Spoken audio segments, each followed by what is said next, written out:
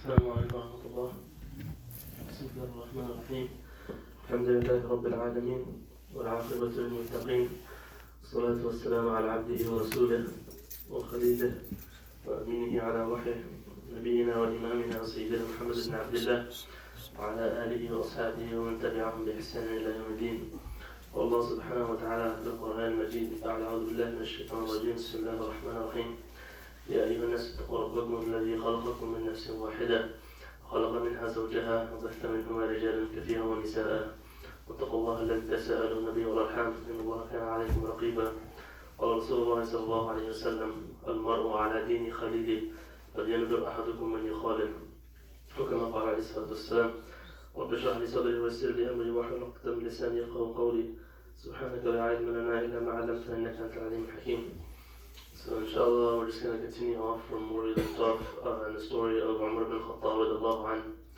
And so we reached the point where he had just converted to Islam. And before we go on, we should just mention some of the things that Rasulullah mentioned about Umar in many of the hadith. So like one of the hadiths that comes that Rasulullah says, narrated by Uqba bin Amr in Jami' al-Tirmidhi, he says that لو كان النبي من بعد لكان عمر. If there was to be a prophet after me, it would have been Umar. And he also said, لا نبي بعدي, but there's no prophet after me. So if there were to be a prophet, it would have been Umar ibn Khattab radiallahu anhu. So it kind of shows us the status that he has. Another narration, Rasulullah he comes into Masjid al-Nabawi and he's holding the right hand of Abu Bakr and the left hand of Umar ibn Khattab radiallahu anhu. And he says, هكذا نبعث يوم القيامة.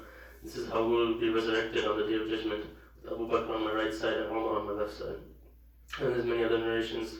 It's narrated in Bukhari or Muslim that Rasulullah he said, I saw a dream that I was presented a cup of milk and I drank the milk until I could feel the moistness of the milk coming out from my fingertips. And the rest of the milk that I had remaining I gave to Umar ibn Khattab. So they asked Rasulullah, what does this cup of milk mean? And he said, it means knowledge. So basically insinuating that the knowledge that I had, some of it was given to Umar, not all of it, but given that Umar al-Khattab also had a large share of knowledge, ilm of deen. Another narration that comes that Rasulullah he was sleeping and he saw a dream and when he woke up he came to Masjid al-Nabawi and he related the dream that when I was sleeping I saw that I was in the gardens of Jannah and I saw Rumaysa, who was the wife of Abu Talha, and I kept walking and I heard the footsteps of Bilal, and as I kept walking I saw a huge palace in the courtyard. There was a woman standing. And I asked, whose palace is this? And they said, it is Umar ibn Khattab's palace. And Rasulullah said it was so beautiful that I wanted to enter it. But then, oh Umar, I remembered your ghira. I remembered your protective jealousy. And so Umar said, oh Rasulullah, how could I be jealous of you? So we see from all these narrations that the status that Umar ibn Khattab has in the deen. And this is why he was the second Khalifa. So continuing from where we left off, once Umar ibn Khattab he accepted Islam on the first day. The Quraysh, they used to not allow him to pray in front of the Kaaba. So when the Muslims first gathered for Juma'a, they would disturb him particularly, so he could not finish. So they continuously harassed him, where he was not able to even pray in front of the Kaaba until As bin Wa'il, who was the father of Amr ibn al-As, who was a tribal leader. He told him, just stop. If he wants to follow whatever path he wants to follow, let him follow. Let's stop harassing him. And then Umar al-Khattab was able to start praying in front of the Kaaba again without being harassed. And then Umar al-Khattab is the only one, when they made Hijrah, he was the only one. All the other people, they left secretly, right? They left from Mecca to Medina. Nobody announced, I'm leaving here, this. They all left secretly. The only person that announced he's leaving is Umar ibn Khattab. And he said to the Quraysh that, I'm leaving on this day at this time. And if any mother wants to lose her son, you can send him to the Haram, because that's what I'll be when I'll be leaving. And obviously nobody from the Quraysh dared to contest with Umar ibn Khattab. And so he was the only one that openly said that I'm going to leave for Hijrah, while all the other Sahaba, they left secretly. And if we go through the life of Medina and all the battles that took place, obviously the first battle that took place was the Battle of Badr. And even in that battle, Umar ibn Khattab, he had a major position. So once, when they were going for the battle, Rasulullah he asked the Sahaba, he said, what do you think? Because he wanted to hear from the Ansar. Because obviously Rasulullah was a Muhajir, he's from Mecca. They went to Medina, and now the Medina people living in Medina were never used to battle. They never had any experience fighting with any other clan or anything, because they used to be just a trading people. So Rasulullah wanted to hear from the Ansar and see what they think. So when he says, what do you think? The first person who stands up is Abu Bakr. And he says, Ya Rasulullah, whatever you do, we are with you. And then obviously the second person to stand up was Umar al-Khattab, who said basically the same sentiment, shared the same sentiment. And then he kept going, and finally the Ansar got the message that, Rasulullah was trying to ask for us. And finally someone from the Ansar, Sa'ad ibn Mu'adh, he stands up. And he said, Ya Rasulullah, do you want to hear from us now? And he said, Bala ya Mu'adh, yes, I want to hear from you. And he said, Ya Rasulullah, laqad amanna bika wa saddaqnak. Ya Rasulullah, we believe in you, and we believe the truth about you. وشهدنا أن ما جئت به هو الحق. And we bear witness what you have brought to us is the truth. وأعطيناك على ذلك عهودنا ومواثيقنا. And we give you our promises and our covenant. والذي بعثك بالحق, by the one he sent you with the truth. If you were to cross the ocean, not one of us from the Ansar would be left behind.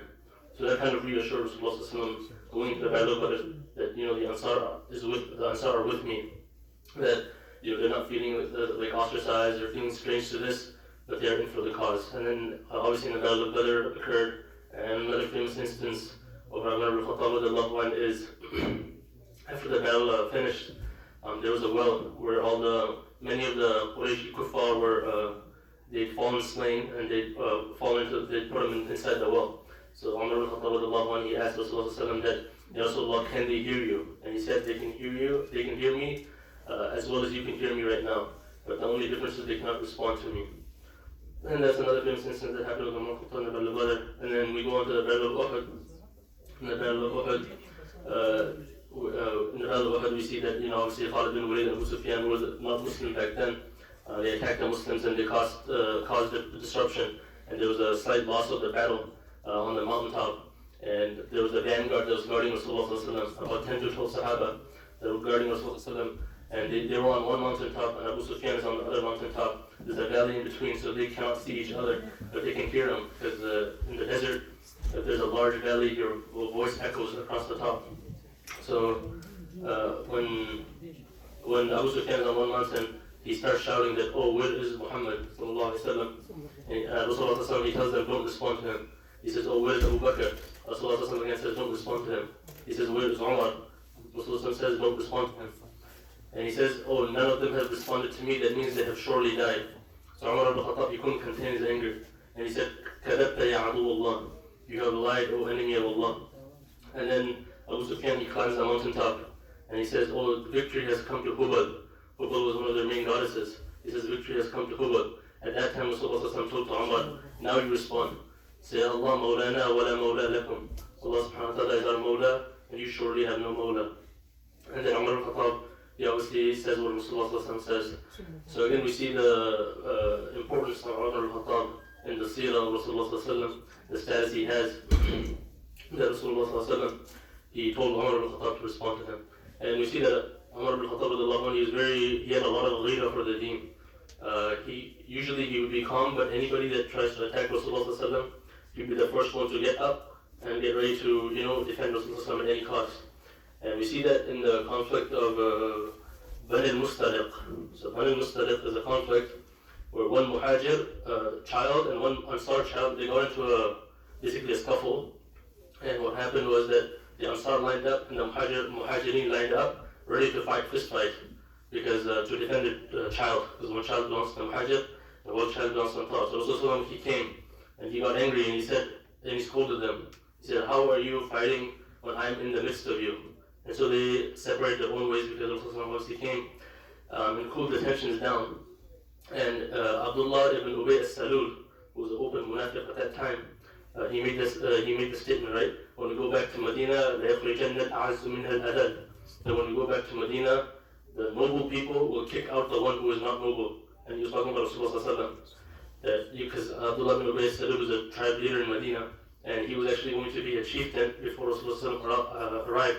That's why he hated Rasulullah, because Rasulullah took the position that he was going to take if he didn't come. So when he said that statement that the noble people are going to kick out the one who is not noble, because he thought that scuffle was going to lead to that, Umar al-Khattab, he stood up and he said, Ya Rasulullah, give me the permission, I want to execute him. And we see in the life and the seerah of Rasulullah that the Sahabi that used to keep repeating this statement, Ya Rasulullah, let me execute him, was Umar al-Khattab.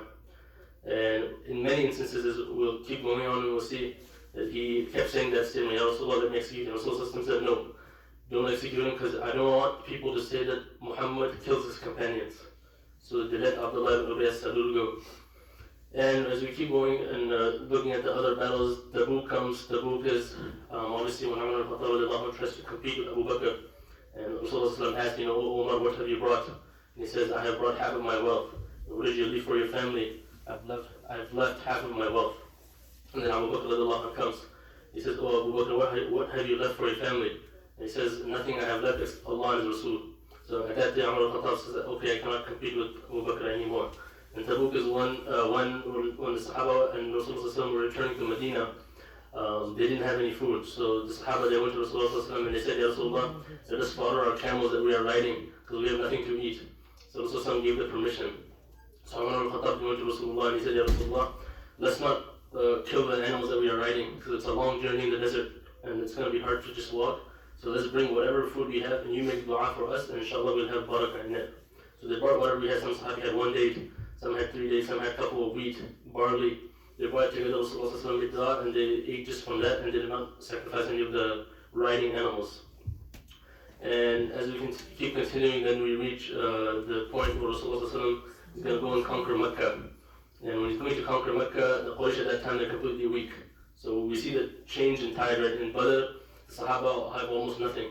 And Sunday, Fatih Mecca, the Quraysh have nothing and they're desperate. And Rasulullah is going to come and conquer Mecca.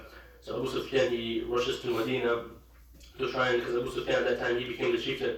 Because at that time, Abu Jahl, Abu Lahab, all these guys had died off.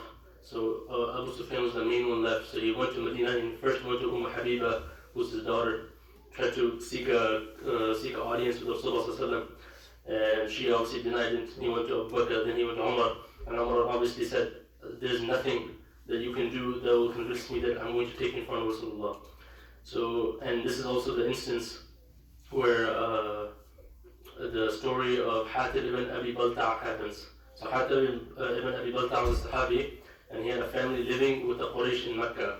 And so when he heard the news that Rasulullah was going to go and conquer Mecca, he became worried for his family that, my family is still in their possession, so they can harm him. So he sent a letter before Rasulullah invades to his family that, Rasulullah is coming, so take cover, basically, try and seek protection for yourself. But the letter got intercepted, and the Quraysh found out that Rasulullah is coming. So it was a kind of like a treason. So Hatib ibn Abi Balta' was brought to Rasulullah, and Umar al-Khattab said again the famous statement, "Ya Rasulullah, bring him here, let me execute this munafiq." So Rasulullah said no. So this is the only time Umar al-Khattab he repeated it. He said again, "Ya Rasulullah, let me execute this man," but he did not say munafiq, hoping Rasulullah lets him. And he said no, because Hatib is a Badri Sahabi.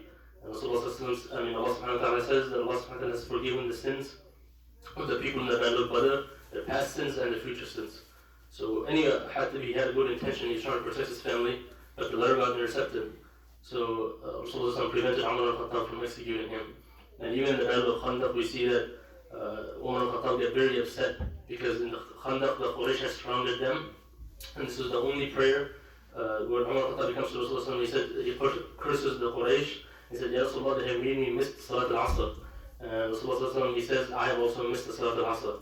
And this is the only Salah in the Seerah of Rasulullah that he missed the Salah when he is awake. There's another Salat al-Fajr he misses, but he was sleeping at that time.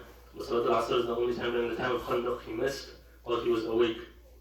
And then they formed a Juma'a and they prayed the Qadha of Salat al-Asr. And then as we continue the story of Fatih Mecca, the Muslims and the Sahaba, they camped outside Mecca the night before they were going to conquer it the next morning.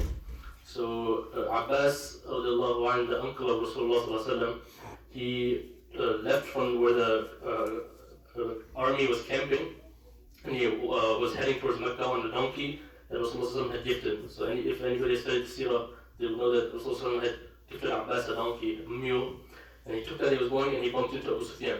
Abu Sufyan at that time he was panicking because the Muslims are conquering Mecca the next morning. And so Abbas, he says, "I'll give you protection, come with me, we'll go to Rasulullah." And so Abu Sufyan says, "How can I come into your army when every single one of your person in the army wants to kill me?" So he says, "Wear a cloth over yourself and cover your face and sit behind me on the donkey." So he says he agrees. So they reach the camp where the Muslims, where the Sahaba are camping, and the people that are guarding the camp, they see Abbas, and they see somebody behind him, and they see the donkey of Rasulullah. And so they don't think to question anything. They're like, this is Abbas, the uncle of Rasulullah, this is the donkey, so they don't suspect anything, so they let him pass. So they keep going until they reach the inner defense, and they meet Umar ibn Khattab. And Umar is not going to let anybody pass until he checks out who it is.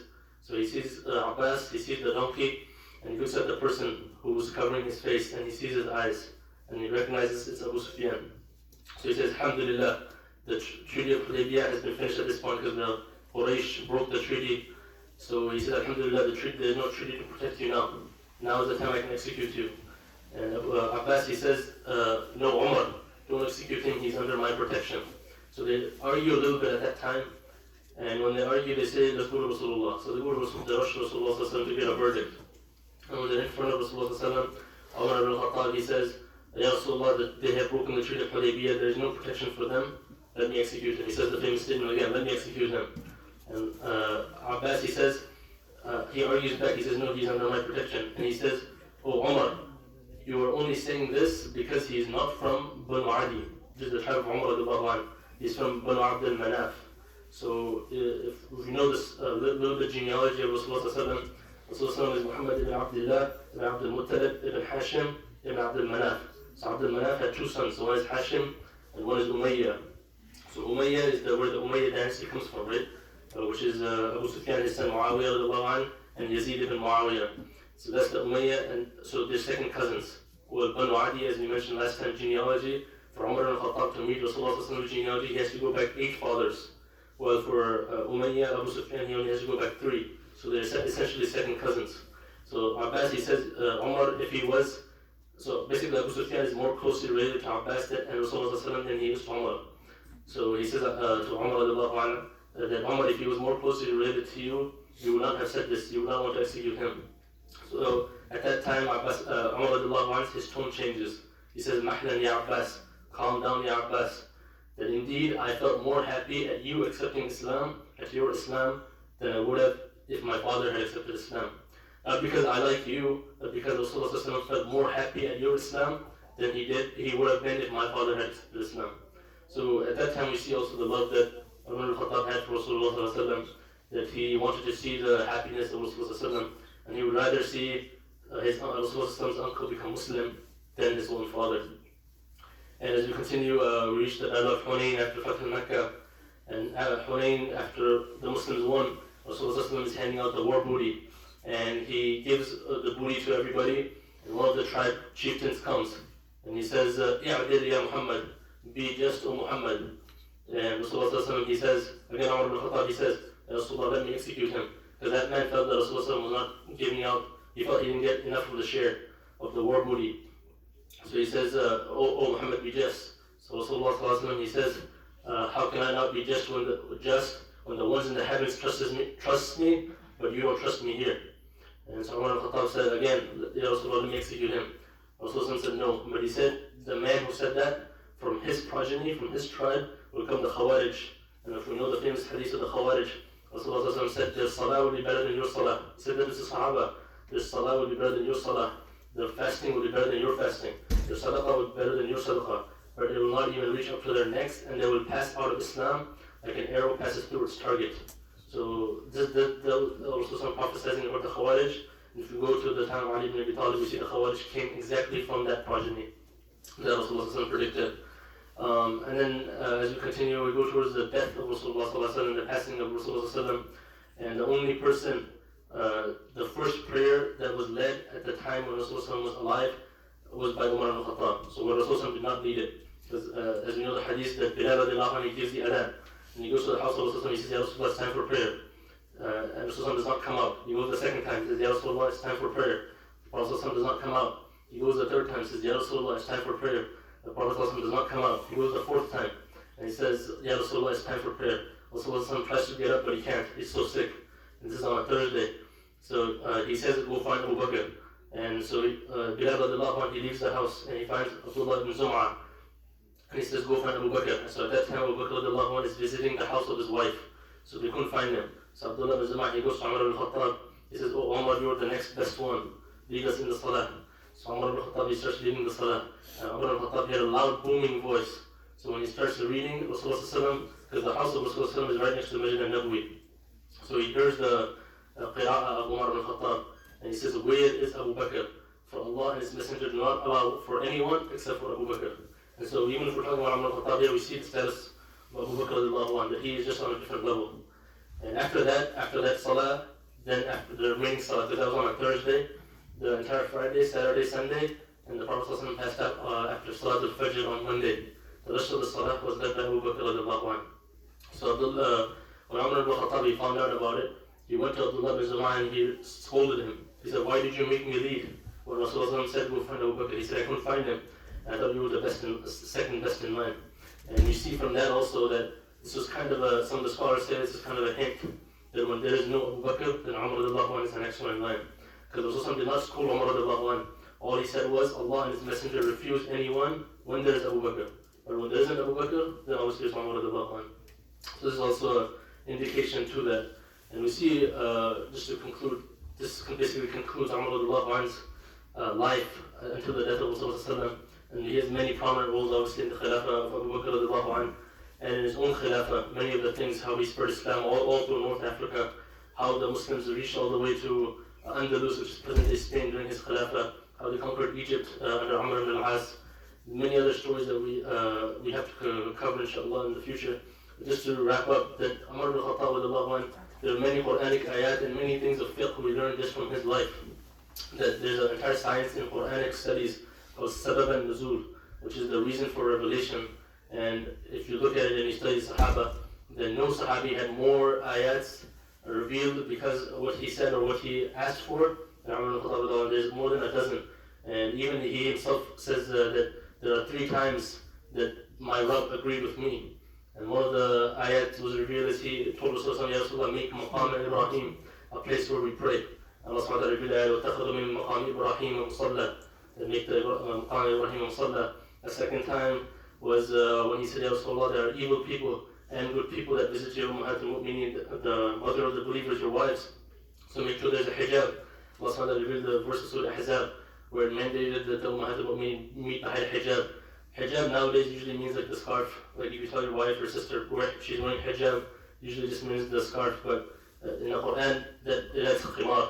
Hijab is something that's like a curtain hanging from the basically the roof. And so, because of Umar Khattab's suggestion, Allah subhanahu wa ta'ala revealed the verse of Surah Ahzab that the Ummahat al-Mu'mineen should only talk behind a curtain. And we see many narrations after that they say Aisha radiallahu anha, she would never talk to a Sahabi. Because Aisha radiallahu anha is one of the greatest scholars of this Ummah. Many of the Sahaba, when they had issues, they would go to him. Like there's a narration where Abu Hurairah used to say that if a person wakes up in the state of janaba, he cannot fast that day. And so the Sahaba went to Aisha and they said, oh, Abu Hurairah says this. He says that if a person wakes up in the state of janaba, he cannot fast on that day. So Aisha, she says, woe to Abu Hurairah, for indeed Rasulullah used to wake up in the state of janaba and used to fast on that day. So you can be made an argument that Aisha is probably the greatest scholar as a woman, the greatest scholar after Rasulullah, obviously, that Islam has ever seen. And so even we see the narration of Urwa, who was the grandson of Asma, which would make him the grandnephew of Aisha. He says that whenever I wanted to see the grave of Rasulullah, and he's the mahram of Aisha, obviously, she would remove the hijab, the veil, the curtain, and I would be able to see. So this is another suggestion that came from Umar ibn Khattab. Another suggestion that came was when Rasulullah he had a disagreement with his wives. So for 1 month Rasulullah was staying in Masjid al-Nabawi. There was a ladder which would lead to a little small chamber. Rasulullah stayed for 1 month. And Umar ibn Khattab, he went to his first daughter and he scolded her. He said, you have made Rasulullah upset. And then he went to the other Ummahat al-Mu'mineen. And then he went to Aisha radiallahu anha. Aisha radiallahu anha, as we already mentioned, she's not going to hold back. So when Umar radiallahu anha, he told her, how are you making Rasulullah feel like this way? She responded, she said, Ya Umar, Rasulullah is much greater than you. He can handle his own affairs. So Umar al-Khattab, at that time, he said, be careful that Allah subhanahu wa ta'ala can replace the wives of Rasulullah, and he's including his own daughter, can replace them with much better women. Allah subhanahu wa ta'ala repeats that exact statement in the Quran. Surah Tahrim, عَسَىٰ رَبُّهُ إِن طَلَّقَكُنَّ أَن يُبْدِلَهُ أَزْوَاجًا خَيْرًا مِنْكُنَّ مُسْلِمَاتٍ مُؤْمِنَاتٍ قَانِتَاتٍ تَائِبَاتٍ عَابِدَاتٍ سَائِحَاتٍ ثَيِّبَاتٍ أَبْكَارًا. So many of these ayats, they came just because of Umar radiallahu anhu. And you see even, as we mentioned about Abdullah ibn Ubay as-Salul, who was a munafiq, when he died, Rasulullah came to lead his janazah. And as he's coming to Masjid al-Nabawi to lead the janazah, Umar radiallahu anhu stands in the middle, and between Rasulullah and the janazah, in his body. He says, Ya Rasulullah, how are you going to lead the janazah for Aduwullah, for the enemy of Allah? And he has done this, and he has done this, and he has done this. He starts listing all the things Abdullah ibn Ubay has done. Rasulullah, he says, Ya Umar, let me lead the janazah, because Allah subhanahu wa ta'ala has given me a choice. Because Allah subhanahu wa ta'ala says in the Quran, Istaghfir lahum, aw la tastaghfir lahum. فإن تستغفر لهم 70 مرة فلن يغفر الله لهم. O Rasulullah, if you can seek forgiveness for them, or you can't seek forgiveness for them. But even if you seek forgiveness for them 70 times, Allah will not forgive them. So he says, Allah has given me the choice. So Rasulullah led the janazah. And then he went into the grave to bury Abdullah bin Ubay as-Salul. Because he's rahmatul lil alameen. Allah subhanahu wa ta'ala says in the Quran, وَمَا أَرْسَلْنَاكَ إِلَّا رَحْمَةً لِلْعَالَمِينَ. We have not sent you except for a mercy for mankind. So despite all the things that Abdullah ibn Ubay as-Salul had done, Rasulullah was still showing him mercy at that time. So Umar ibn Khattab at that time, he felt guilty at that time. That, how did I stand between Rasulullah and what he wanted to do? And Allah subhanahu wa ta'ala revealed the verse of Surah Tawbah at that time, where he said, do not pray upon them, and do not go and visit the grave sites. And after that, Rasulullah never prayed a Salaat al-Janazah for someone who was an open munafiq, someone who was open hypocrite. There were some that were hidden, that were not known, and they would pray upon them because they don't know. But the one who was an open munafiq, Rasulullah, after that ayat of Surah Tawbah was revealed, he never prayed upon them. And again, that came because of Umar al-Khattab. And there's many other verses we can go through. There's a dozen that came because of Umar al-Khattab. We'll wrap up maybe, inshallah, mentioning two hadith, two things of fiqh that came down because of Umar al-Khattab. One is the issue of waqf, which is endowment. And there's entire chapters of fiqh based on waqf. And the only hadith we really find is about Umar al-Khattab who had a garden. And if anybody who knows what waqf is, it's endowment where you don't own it, but you give the proceeds to charity. So Umar al-Khattab comes to Rasulullah and he says, Ya Rasulullah, I have a garden and I want to sell it, or I want to give it to charity, what should I do? So Rasulullah said, don't give it to charity, keep it as yours, but don't benefit from it and don't let anyone benefit from it. Whatever the proceeds come, you should give it to the orphans and you should give it for sadaqah. And there's many chapters written on waqf, and it's just based on one hadith. And one last thing to mention is that Umar al-Khattab, he was also very proficient in tafsir. And we learned that from many narrations where the Sahaba, they would come and ask him questions, and he would say, I already asked Rasulullah. There's a narration in Sahih Muslim that there's a Sahabi named Ya'la ibn Umayyah. He comes to Umar al-Khattab, he says, O Amir al-Mu'mineen, Allah subhanahu wa ta'ala says in the Quran that you can offer qasr only when you feel fear in the battle. Because Allah subhanahu wa ta'ala says, وَإِنْ خِفْتُمْ, when you feel fear, make the qasr, shorten the prayer. So why do we do qasr for musafir? So Umar al-Khattab, he says, I asked Rasulullah the same question. And he said, this is the sadaqah of Allah. And Allah's sadaqah is great. Do not reject Allah's sadaqah. And that's why all the four madahib, whether they Abu Hanifa, Malik, Shafi'i, or Ahmed, they all take the hadith and they do qasr when you're traveling. So 4 rak'ah, the asr becomes obviously 2 rak'ah. So all these things, they have come just because of Umar al-Khattab. So we should always, remember the Sahaba, because they're the role models for us. And, always try to, emulate what they do and try to follow in their footsteps. And may Allah subhanahu wa ta'ala, make us amongst those who, may Allah first have mercy on Umar al-Khattab, make us those who is in the company of him, and make us in the company of the Nabiyyin, Siddiqeen, Shuhada, Salihin, wa hasuna ulaika rafiqa, what a blessed company that is. سبحانك اللهم وبحمدك اشهد ان لا اله الا انت استغفرك واتوب اليك صلى الله وسلم وبارك على نبينا محمد وعلى اله وصحبه اجمعين. Those brothers who haven't prayed this sunnah, they can pray inshallah.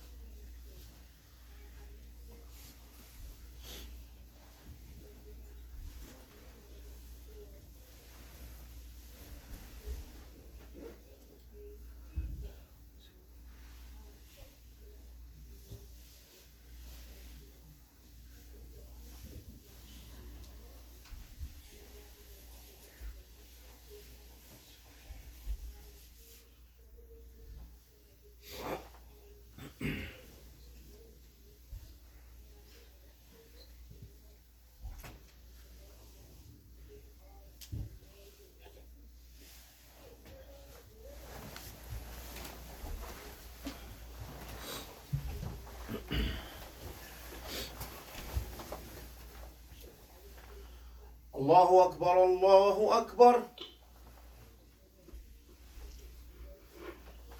الله أكبر الله أكبر.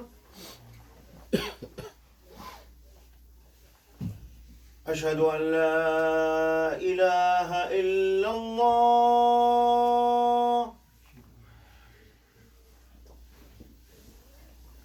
أشهد أن لا إله إلا الله.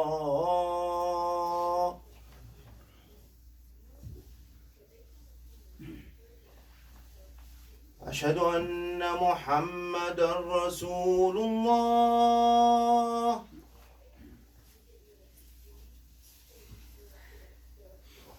أشهد أن محمدًا رسول الله.